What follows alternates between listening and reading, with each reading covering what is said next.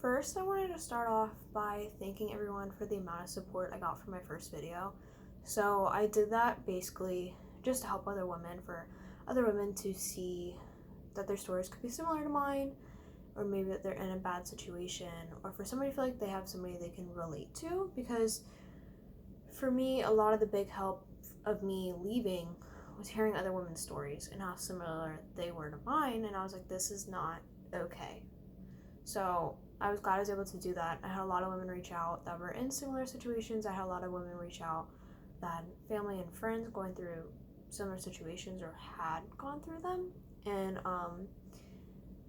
that's why I did it. I knew I would get some support, but I didn't think it would be at that magnitude. So I'm very thrilled that I got somewhere and people felt like they could relate. Because I want to be somebody that you can come talk to if you're facing that situation, because I know what it's like to feel alone, and you're never alone. So yeah. So in this video, I want to go and talk about the process of leaving. So after leaving, and I want to do that because I had a lot of people ask for more, and I had a lot of people just want to know, and I feel like a lot of people assume that once you leave that everything's fine afterwards, your life goes back to normal, and that is never, ever the case. I found this quote today, and I really related to it. It says, "The abuse doesn't stay with the abuser, it stays with the abused." So you always carry that abuse, you always carry that trauma, and it is a hard process. So I kind of got cut off in my first video, and I don't fucking YouTube shit, so this just is a one through go. So after that, I was like, fuck it, this is good enough, and I just posted it. But I was gonna go into detail about why it's hard to leave. So why is it hard to leave? When you're in these relationships, you form this thing called a trauma bond. And trauma bonding is a cycle of physical and emotional abuse that creates a strong attachment between the abused and the abuser. It's reinforced by periods of love and affection, and then periods of devaluation and emotional abuse. It is a constant cycle, so it doesn't stop. When you're in it, it is really hard to see yourself out of it. It's really hard.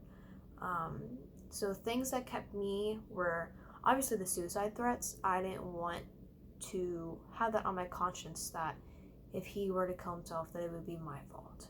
It took me a long time to realize that if he were to do that, it was never my fault. It was never my fault. That's his choice. I didn't do that.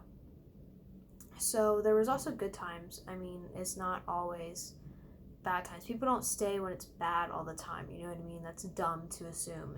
You obviously have periods of good times. Periods of good times can last a couple weeks. They can last a couple days. They can last a day. But it's the cycle. It's the reinforcement. So it's just really hard to get out of. It's brutal. And the cycle just drains you. I was so drained all the time. I would be so down and just with life, and I felt like I just didn't have time to leave. I didn't have time because I didn't have time to deal with it. I was so emotionally down and stressed that this cycle kept me in it. It's just a lot. So I always tell women that come and talk to me to make a plan. You need to make an escape plan.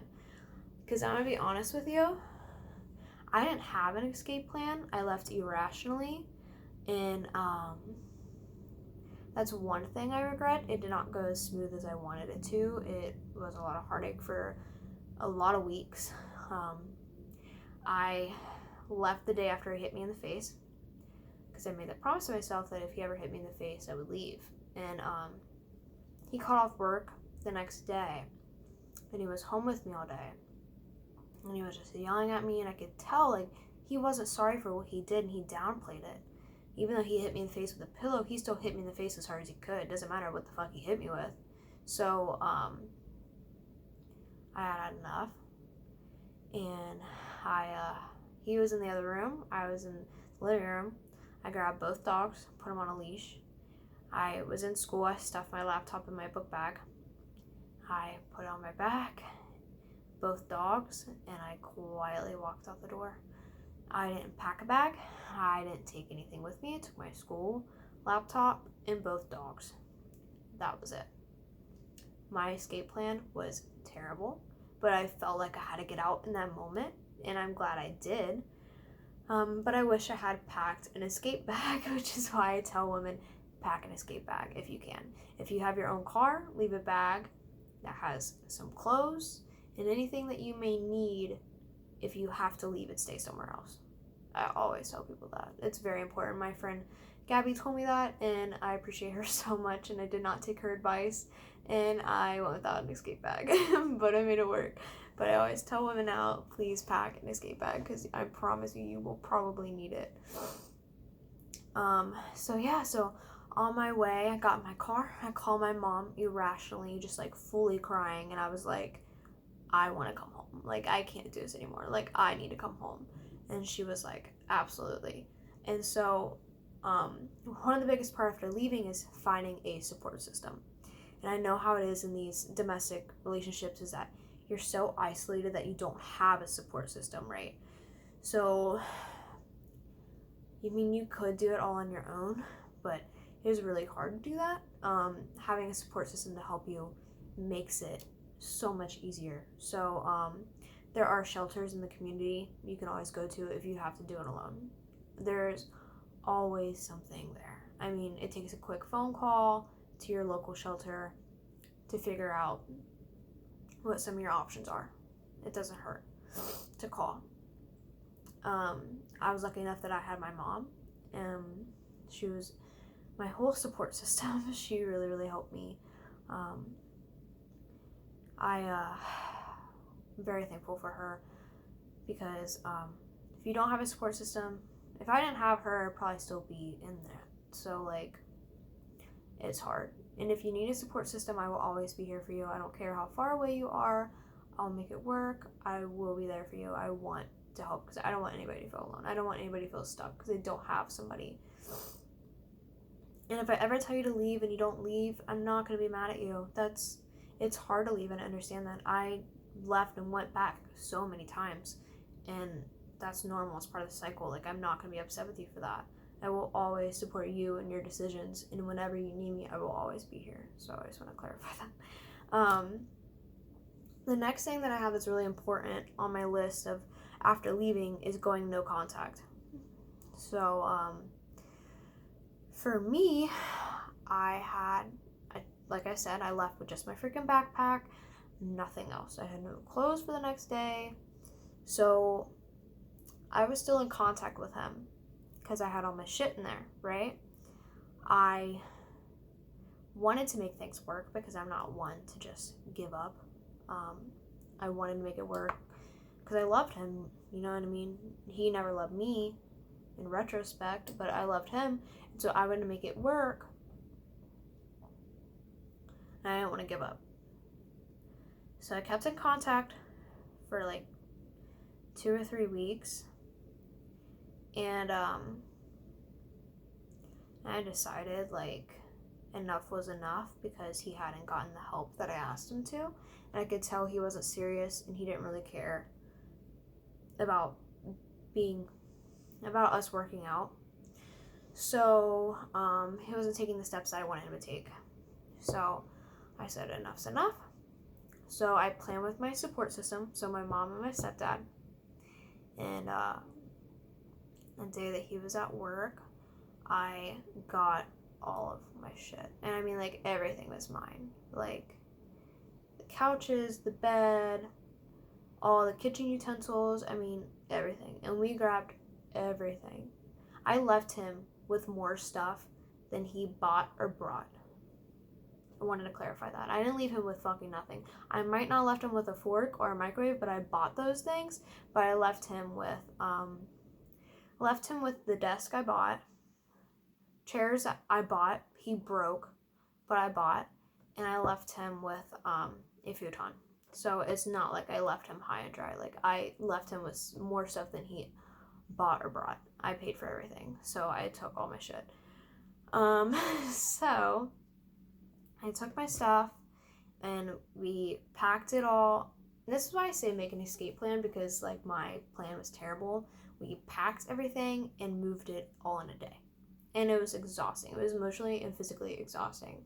And I don't recommend doing that. I always say make an escape plan. You need to have an escape plan. If you can't live it out to your escape plan, have an escape bag. I wish I had an escape bag. I had to keep going back for clothes. And that is like so dangerous. I don't recommend doing that at all. So after you go no contact, going no contact is very important, because after you go no contact, you are able to move on. So you're able to get a clear view, and you're able to fully see things through and move on. If you are still in contact, you are still in their control.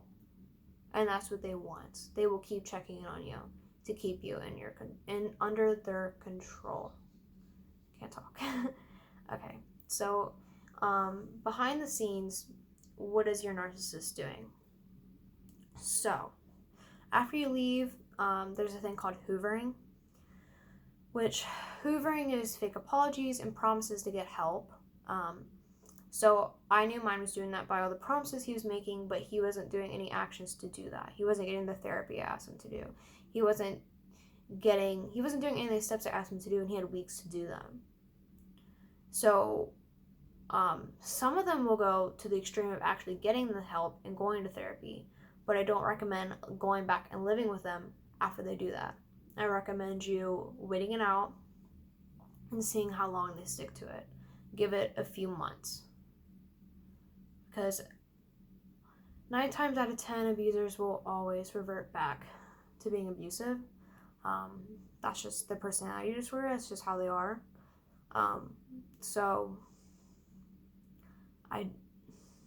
It's just, usually they're all fake apologies. It's all it is. It's promises, broken promises. They will also start a smear campaign, is what they call it, and they just trash talk you, make up lies, anything they can. They'll tell stories. They'll play the victim. I haven't heard his story, but I heard he has a story. I'm not surprised. I don't even care to hear it. I feel like a lot of people know my truth. And they also recycle their exes. They call it recycling of exes, because as soon as a new supply doesn't work out, they will revert back to their old supplies. It is classic every single time, right? So I've had 2 exes reach out to me, so of him trying to get in contact. It's very, very classic. All abusers do that. All abusers. I'm sure my day will come someday, maybe. I've been really open about it, so I kind of doubt it, but you never know. They call it recycling of exes, and it's exactly that. Because they need somebody to control. They need somebody to do that with. Like, it's just how they are, and I don't know what else how to word it besides just recycling. They need that. They need somebody under their control.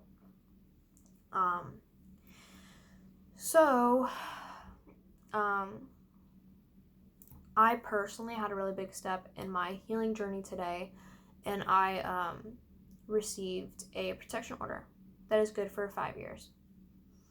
And I did that because I had people reach out to me and tell me that he had been stalking me. He's driving by my home, and I was like, enough's enough, and I feel like I need some sort of protection. So, hold on one second. Hard pause, sorry, it's got my dogs handed to me. So, obtaining a CPO.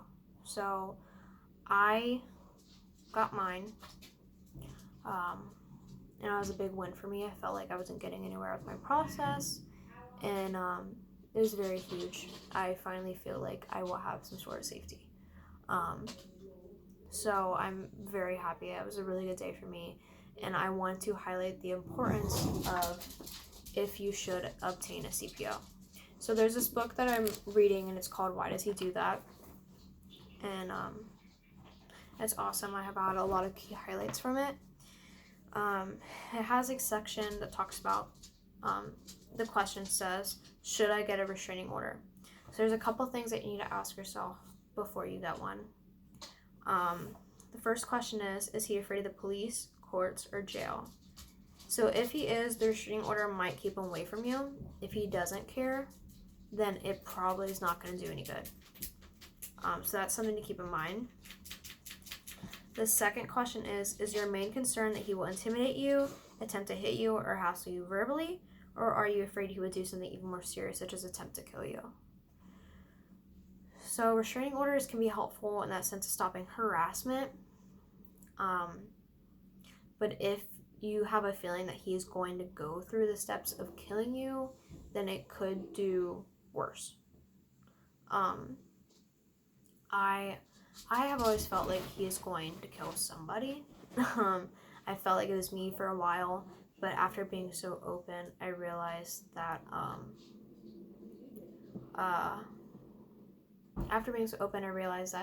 a lot of people close to me would know who did it. So like he wouldn't get away with it, so that would just be a life sentence for him. And I want to be open to be able to talk to other women and be able to help other women, because I don't want them feeling alone like I did. So that was my plan. I was like, I feel like he's gonna kill me, but if he did, everyone knows who did it. So whatever. Third question is, are the police and courts in your area supportive? Are they likely to take serious action if he violates the order? So some counties and cities really freaking suck, and domestic violence laws are shit. I will be the first one to tell you that they're shit. There's just not much help out there. So if the courts aren't willing to back you up, it's going to do more harm. So that is something to take into consideration as well. I felt like in my community that they did help me out very well in getting a restraining order, and I can kind of go through the process with you if you want and how to get one. But what I did was I called the local shelter that we have, and I had somebody help me go through the whole process for free. So and I feel like that would be how it is along all towns, but I'm not fully sure, but I can help you figure that out if that's something you want to go to. If that's something you want, I can totally help you be that. I could totally be that person to help you research it, figure it out, be there for you, whatever you need me to do. I basically just had to write like a statement and just give my truth, why I wanted one, why I wanted to feel safe, and it was easy as that. It was really easy. So I could even help you write up a statement if you want. If you don't want to do that alone, it's very emotional, but it's well worth it if you think that it will help you in the end. So I highly recommend looking into that. I think that's a very good, important part of the aftermath. So another thing to focus on after leaving is that you have to do a lot of self-reflection. A lot of self-reflection. I've learned so much about myself in the past few months than I have probably my whole life. I've gone through workbooks, so I can give you links of workbooks that have helped me like to work through my trauma, and therapy too. I've been working with a therapist in my college that's free as well. So there's many services out there that you wouldn't think are there. So that's something I'm more than willing to help you find too. You know what I mean? Therapy's been really resourceful. So I think this begs the question of, as a community, what can we do? So obviously, for one, we need to be educated. So we need to be educated on these personality disorders. We need to be educated on who these people are, because there are so many, and it's a danger. We need to be educated on the resources available, and we need to stop enabling abusers. If you know an abuser, if you're friends with an abuser, if you have or friends with somebody who has been accused of abusing, cut them off. I'm going to tell you that women are not going to lie and make up these gruesome stories in detail about what somebody did to them. They're always going to be true. It's facts. So, you just need to cut them out completely. Because if you're enabling them, you're basically saying, I am okay with you doing that. Like, no. Like, you need to cut them out. Like, it's not, I don't care if they treat you differently. At the end of the day, they're still an abuser. They're still a piece of shit. And you're enabling them. Why would you want to be friends with somebody who goes home and beats their girlfriend? Like, family or not, I don't care. It's fucked up. So that's a big one for me, is stop enabling. And trying to be a support system for somebody that you know that is in that situation.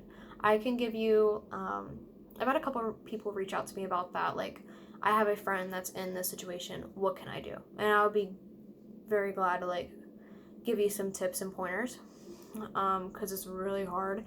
And unfortunately, the abuse has to come to that realization themselves that they're in that situation and how to get out.